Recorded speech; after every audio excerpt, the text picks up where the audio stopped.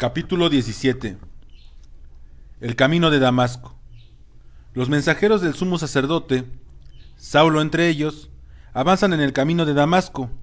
Hay un gran vacío en el corazón de Saulo, pero éste apresura la marcha. Los guardias del templo, puestos a su servicio, montan pequeños asnos. Samuel, comandante de los guardias, monta un camello. Los hombres de Saulo, Judá de Pumbedita, Zabulón de Damasco y Sadoc de Shamaíta, van a pie, como el mismo Saulo. Aunque se le proveyó de un camello, Saulo prefiere andar. Lleva sobre el pecho, suspendida de un hilo purpúreo que rodea su cuello, una tabla de cera donde se ha grabado con un estilo la carta de autorización del sumo sacerdote. Sepan todos que Saulo Bar Rebaruc de Tarso, que está en Cilicia, el cual es también llamado Pablo, ha sido designado y autorizado por el sumo sacerdote y queda por la presente investido del derecho de tener, atar y entregar a los hombres del sumo sacerdote a cualquiera de los judíos de habla griega que dejen de cumplir la ley de Moisés o activamente se oponga a ella, para que sea llevado a juicio en Jerusalén. La tabla lleva la firma del sumo sacerdote y del primer oficial del templo. La atestigua el escriba del sumo sacerdote y lleva el sello de éste. El joven Saulo avanza lleno de autoridad para cumplir su misión en Damasco. Sus ojos están enrojecidos por el polvo del camino y las noches de insomnio. Transcurrieron 3 días desde que se embarcó en Tiberíade, cruzó el lago de Quirenet y desembarcó en Gederá, en tierra de paganos. 3 noches ha dormido en desierto, evitando la contaminación de las tiendas de los idólatras. Pues todo este tiempo ha estado en las 10 ciudades de Pompeyo. El malo quitó a los judíos y colonizó con idólatras griegos. Desde Cesarea evitó las ciudades y aldeas, lo que fue más fácil para él en el semidesierto árabe que en la diáspora densamente poblada. Saulo conocía a los gentiles griegos de su tierra nativa, pero los árabes semibárbaros del Aurán, que vivían en cuevas de piedra o en hoyos artificiales en el suelo, y que imitaban a los griegos a su modo oriental, amorfo, indisciplinado y salvaje, le eran extraños y le llenaban de horror. Mantenían a sus hombres en descubierto en las noches, en algunas hendedura de la roca. Se acostaban sobre esta estera de junco que cada uno llevaba arrollada y se cubrían con el manto. Su manjar, como el de Saulo, era seco: pan, aceitunas, queso, higos y otras frutas secas. No entraban en las posadas y tabernas de los gentiles, pues allí el alimento era impuro. Saulo y sus hombres se hallaban tan cansados por el viaje que cuando alcanzaron la cálida tierra baja que se extiende entre el Hermón y el paisaje de Damasco, densamente cubierto a manera de oasis, tambaleaban como ebrios. Desde que entraran en el yemos arenosos sembrados de piedras de Laurán, no habían respirado aire sino polvo. Tenían la boca y la nariz llenas de arena, y había arena en su garganta y sus pulmones. Sus dientes masticaban el polvo, y el exterior de sus cuerpos estaba como el interior. Caras, cuellos, pechos, barbas y orejas estaban negras del polvo. Allí en aquel país inculto, sus mantos no podían protegerlos de la arena. Pero cuando llegaron a lo más hondo de la tierra baja, que era como una caldera de piedra, hiriéronles los rayos del sol como hacen de las lanzas. Tras ellos se alzaban las cumbres del Hermón, que parecían concentrada en aquel pozo el acumulado calor del sol. No había árbol ni arbusto, no había sombra alguna, no había abrigo contra el sol, ni las movedizas olas de arena. y aunque la mañana estaba poco avanzada, los rayos del sol parecían llenar el aire de llamas. El aire se hacía más metálico, oprimía en 1.000.000 de puntos la piel de los viajeros.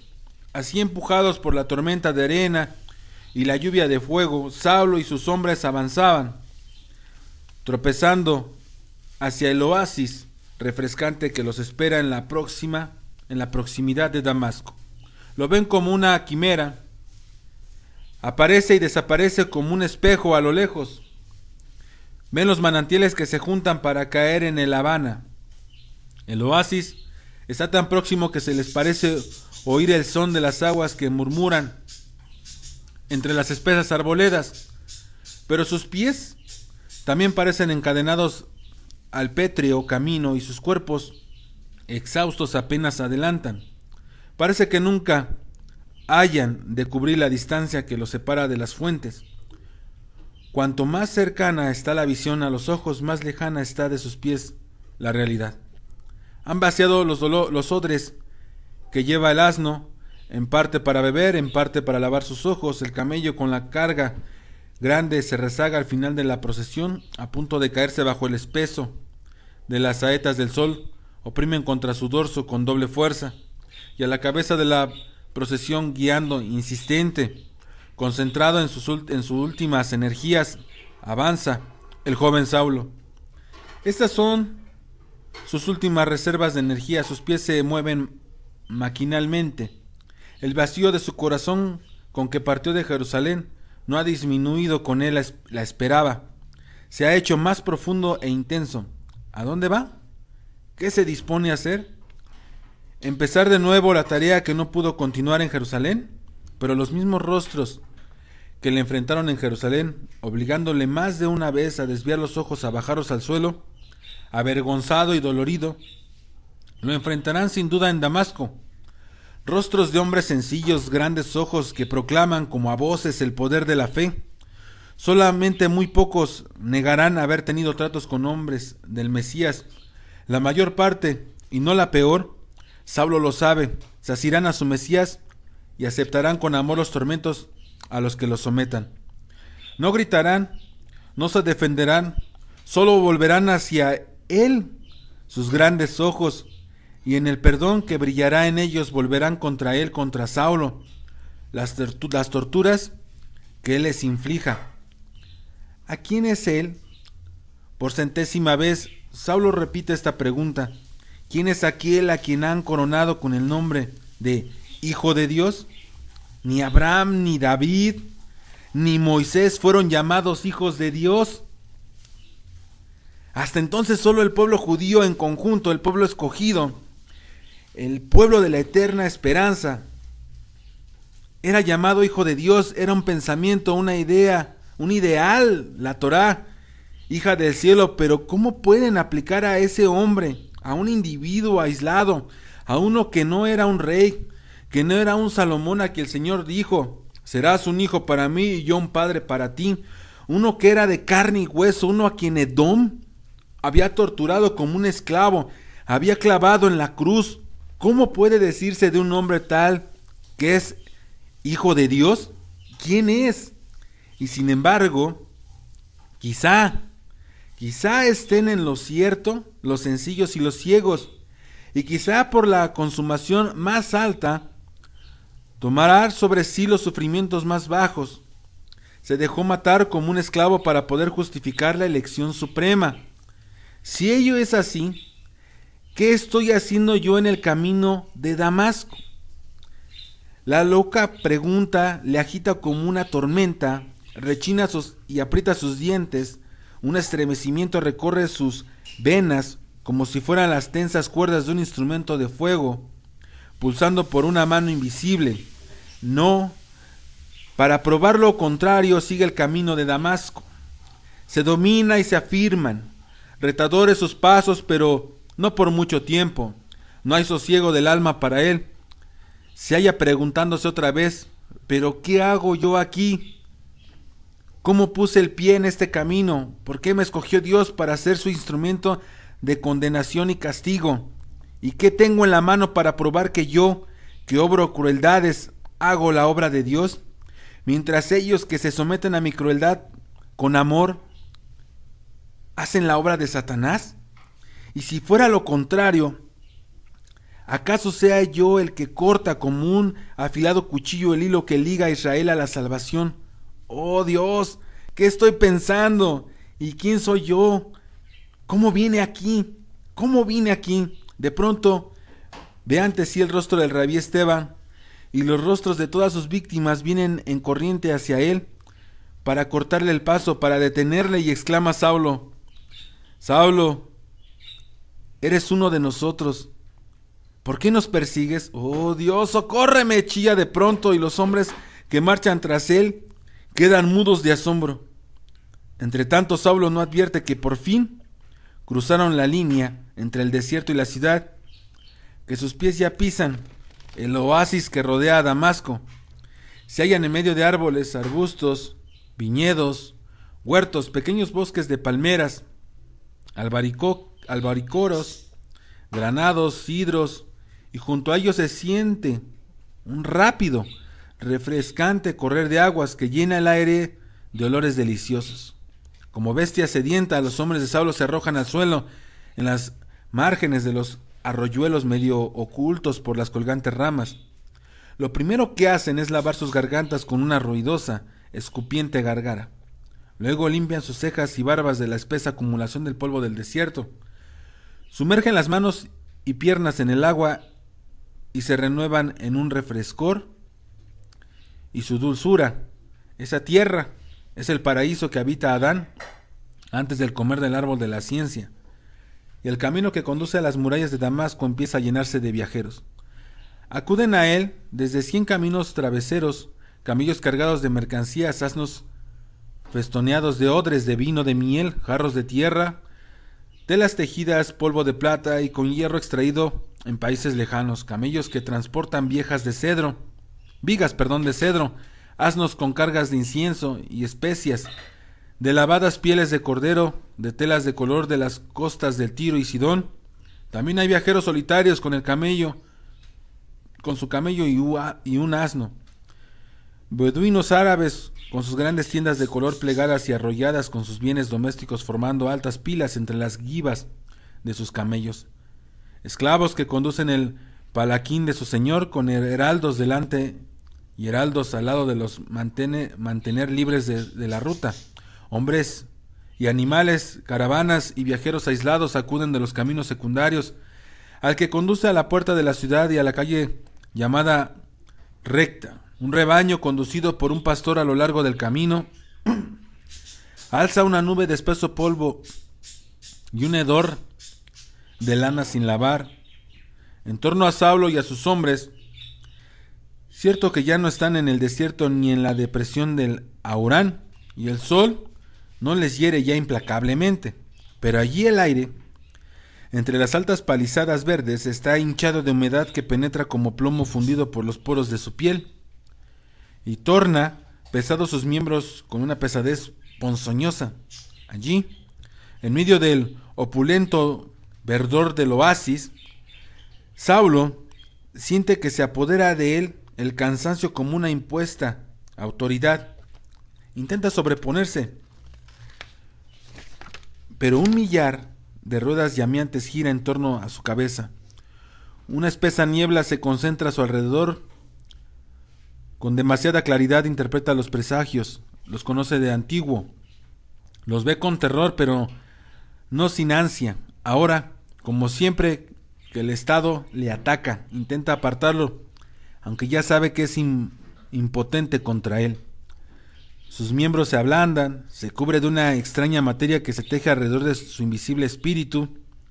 Una voluntad distinta de la suya se dispone a tomar el mando, y Saulo tiembla de terror, y sin embargo es atraído hacia ella por el encanto dulce, místico que irradia. Lucha, se esfuerza en mantener alerta sus nervios, en rechazar la seductora somnolencia que le envuelve en su cálido abrazo. El mundo está súbitamente quieto, como si el ángel del silencio se cerniese cobre él con abiertas alas. Las hojas y ramas de los árboles dejaron de susurrar. Dejaron de respirar por sus verdes poros. Están inmóviles, como si no fuese cosa que florecen, sino imágenes muertas. La sardina expulsó el aire del espacio, todo vuelve a caer en el silencio antiguo, como arriba, muy arriba, aparece una espesa nube negra, una pequeña nube con no mayor que la mano de un hombre, y de pronto los colores del mundo cambian y se fijan en un nuevo resplandor. Es como si la faz del mundo se descubriera, quitándose uno tras otro los acumulados desarrollos de todas las épocas y volviéndose a la primera luz de la creación. Las plantas muestran un verdor que no es de este mundo. Color y sombra están entretejidos. La forma de las plantas no es de este mundo. Entre los altos extraños árboles, en la profunda extraña penumbra del color, anda con sosegados pasos el Espíritu de Dios. A menudo sucede así en estas comarcas de Oriente, hacia el fin de verano, cuando las lluvias están a punto de empezar. La pequeña nube se extiende con aterradora rapidez a cubrir todo el cielo. Luego se desencadenan los vientos y 1.000.000 de diablos de tormenta se apoderan de los 4 confines del mundo. Chocan las copas de los árboles, agitan las aguas de los ríos y se lanzan contra los márgenes, y la furia estalla en la extensión de la tierra que se despliega ante Damasco. El rebaño de ovejas, alebradas, temblorosas, es lanzado por la fuerza del viento entre las cavernas de camellos. Asnos, los viandantes, hay una enorme rugiente confusión en medio de la cual puede oírse el son de las vasijas quebradas. Balas de lana caen sobre las jarras de aceite. Asnos y hombres caen mezclados. Todos procuran asirse a algo, hallar un abrigo, trozos de roca de alturas cercanas que precipitan sobre el camino. Los hombres se arrojan de cara al suelo, algunos invocan a sus dioses, otros levantan sus manos al cielo. El terror de Dios está en la tierra. Solo dura un instante. Pasó la tormenta. Una vez más el mundo está quieto esperando. No, la tormenta no se disuelve en un chaparrón, como podía esperarse. No.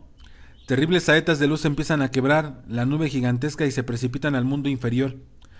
Al principio vienen solas, pero de pronto se multiplican, se unen y se convierten en oblicuas columnas de luz maciza, arrancadas de la masa del cielo por una mano gigantesca. Se deslumbra la vista, un nuevo temor se apodera de la tierra. Los asnos huyen del camino y se dispersan por los campos, los camellos se agachan, los hombres se arrodillan de nuevo, ya no hay columnas de luz bajando oblicuamente del cielo. Hay un solo estallido de luz que inunda el mundo de confín a confín. Junto al camino yace Saulo, como si una poderosa mano le hubiese arrojado al suelo. En torno suyo están los compañeros paralizados de asombro. Su rostro mira al cielo, sus ojos están abiertos. Espuma sale de sus labios, sus compañeros oyen la voz de Saulo, está hablando con alguien. Captan algunas palabras, saben que tiene una visión, están aterrados por la terrible escena que presencian.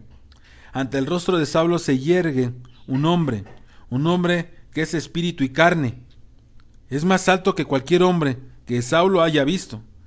Pero no es un gigante, es un hombre ordinario, un rabino, con manto rogativo y filacterías, con grandes ojos, tristes pero radiantes, llenos de fe y amor, ojos como los que Saulo ha visto a menudo entre los discípulos. Su barba y aladares son negros, con algo de gris. Un hombre, no un ángel vestido de blanco, como para el sabbat. Aún en su presente estado, los pensamientos de Saulo son bastante claros para recordar que Dios creó el hombre a su imagen suya. Por lo tanto, el que yergue ante él es la imagen de un hombre que puede ser un espíritu del Señor, pero extiende sus manos hacia Saulo. Y el pesar de su rostro es un pesar humano. Sus ojos están llenos de lágrimas, en medio de las cuales flotan las párpadas pupilas. Sus labios se tuercen de dolor, como si toda la angustia del mundo hubiese entrado en él. Extiende sus manos hacia Saulo, y la dolorida voz en la de un simple hombre que sufre como Saulo ha visto sufrir a tantos. Saulo, Saulo, ¿por qué me persigues? En la voz oye Saulo la potestad silenciosa de todo lo que ha torturado.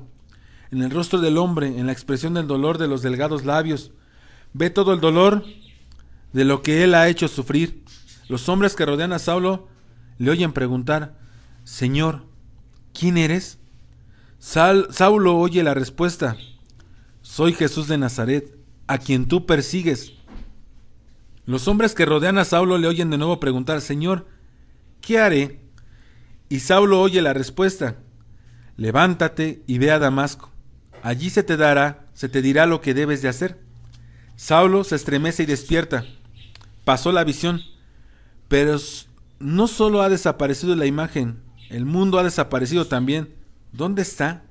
Se halla en la noche más oscura, tinieblas por todas partes, tinieblas arriba y abajo. Sus compañeros le preguntan: ¿qué has visto? ¿Con quién hablaba? No contesta. Permanece sentado, silencioso, desamparado, ciego, cerca de las puertas de Damasco. Sus compañeros le dan una copa de vino de dátiles y lo consuelan. Le dicen que ha perdido las fuerzas y por eso ha perdido la vista. Cuando recobre las fuerzas, recobrará la vista con ellas. Algunos dicen, sin embargo, que ha sido cegado por la viveza de la luz. También ellos quedaron deslumbrados, ciegos, pero recobraron la vista. Saulo lo oye, los escucha y no contesta. Le llevan adelante. Sadoc el Shamaíta le sostiene por un lado y Samuel, hijo de Eliezer, por el otro. Conducen al ciego Saulo a Damasco. Viajeros que encuentran en el camino se acercan y preguntan: ¿quién es el joven ciego que conducen? Tuvo una visión en el camino y quedó ciego. No se asombran, comprenden, tales cosas ocurren diariamente, pero el joven Saulo es exaltado a los ojos de sus compañeros. Llegan a la calle llamada Recta, conocen la posada de un judío. Entran al patio, que está lleno de altos camellos y pequeños asnos. Debajo de los arcos de la posada sale, como humo de los tripodes, el fuerte olor a lana húmeda y fiemo de camello. Los compañeros de Saulo alquilan una pequeña pieza en el piso superior. Allí, sobre una estera de junco tendida en el suelo, acuestan al ciego Saulo. Y allí yace el joven Saulo en la pieza de la posada, con los ojos cerrados y ciegos. En torno suyo hay oscuridad y noche eterna. No puede levantarse, no puede dar un paso sin que le ayude. El mundo que le rodea es como más hondo abismo del infierno, y cae, sin esperanza de alcanzar nunca al fondo. No hay nada a qué asirse, no hay nada que se aparte de él o se le acerque en su caída, pero dentro de él su corazón engendra un punto de luz. Es como si la luz del día se hubiese reducido a un solo punto, y este punto se hubiese alojado en su corazón desde donde emite sus rayos. Ahora tendrá que caminar en las tinieblas, y su único guía serán los rayos de luz que surgen de la brillante conciencia que hay en su corazón. Esta tendrá que ser en adelante su medida y su apoyo en todas las cosas. Sus compañeros se impacientan. Querían presentarse a los jefes de las sinagogas y explicarles lo que ha ocurrido al mensajero principal del sumo sacerdote, que lleva consigo la autoridad para prender y enviar a Jerusalén a los que han abandonado el sendero judío y seguido los pasos del falso Mesías. Saulo no les deja ir, no. En 2 o 3 días más estará bien, recobrará la vista. Entonces se presentarán a los jefes de las sinagogas.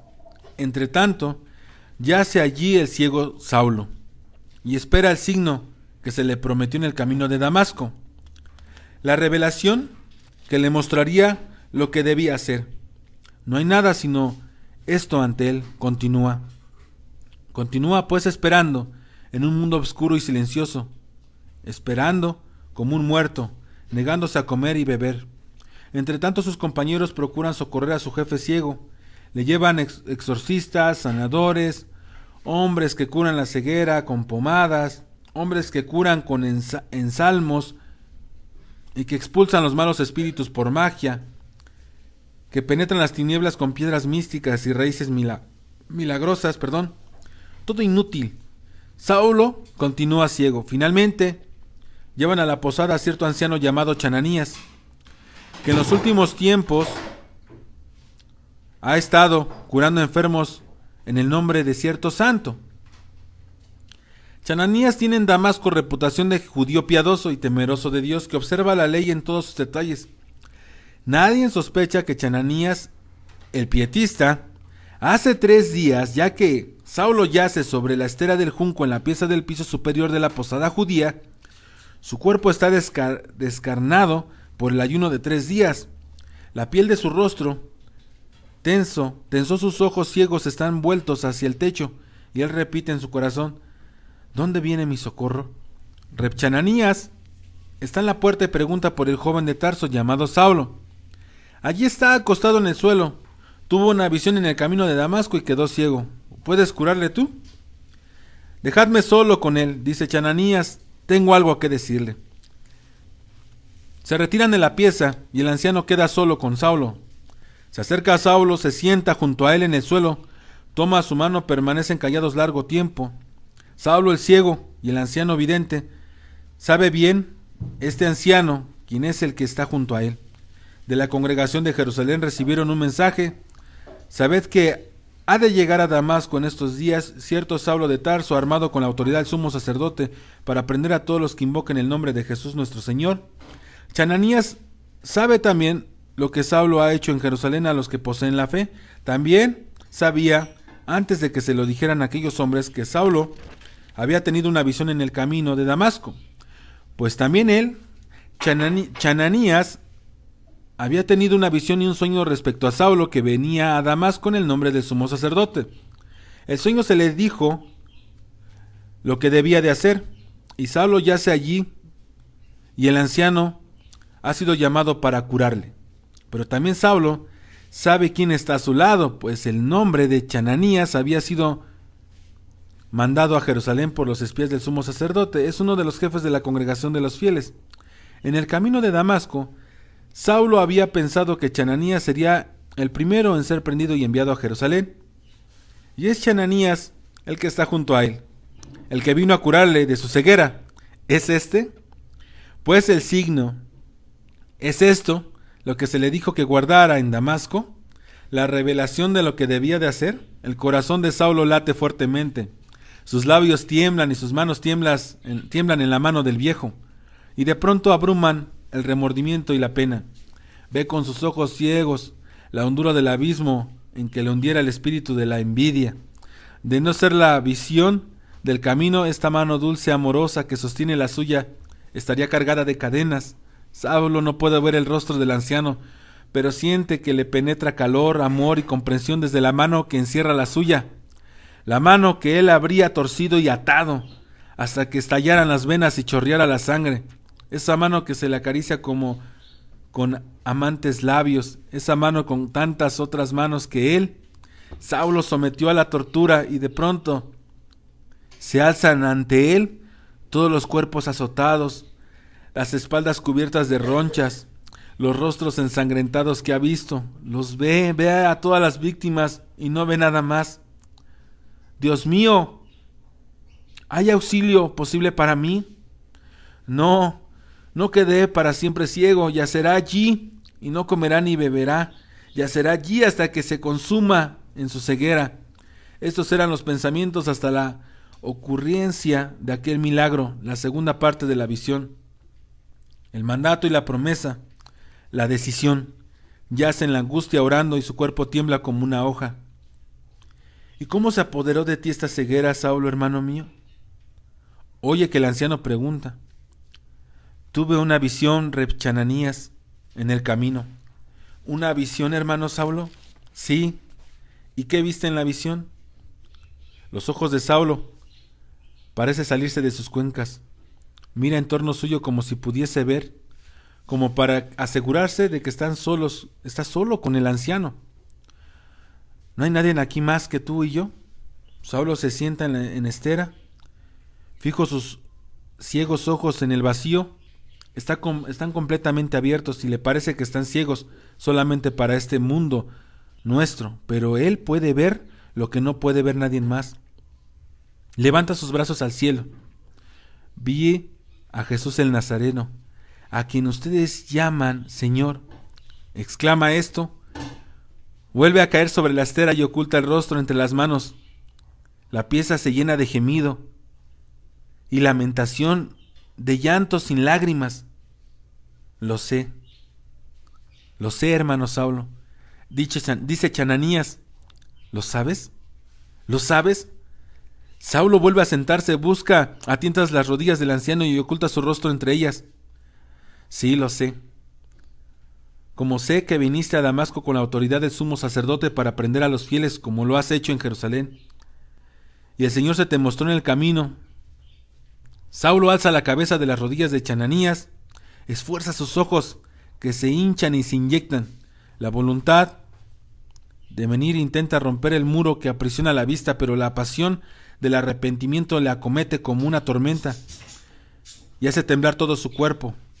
Chananías, ¿crees que haya perdón para mis pecados y salvación para mi alma? Exclama, y el grito surge más de sus ojos ciegos que de sus labios. Saulo, ¿no comprendes que el Dios de nuestros padres te ha escogido para que conozcas su voluntad? Para que veas al justo y oigas su voz. Pues de ahora en adelante serás tú testigo y darás testimonio a todos los hombres de lo que viste y oíste. Y ahora, ¿por qué te detienes? Levántate y bautízate, límpiate de tus pecados e invoca el nombre del Señor. Y el anciano Chananías colocó sus blandas, cálidas manos sobre los ojos de Saulo. Un temblor violento acometió a Saulo, como si todas las tormentas se concentrasen en él. Y en aquel instante, las escamas cayeron de sus ojos, un ardiente torrente de lágrimas rompió la dureza de su corazón, subió hasta sus ojos y arrastró su ceguera. Saulo miró en torno suyo, alegre, empapado en sol.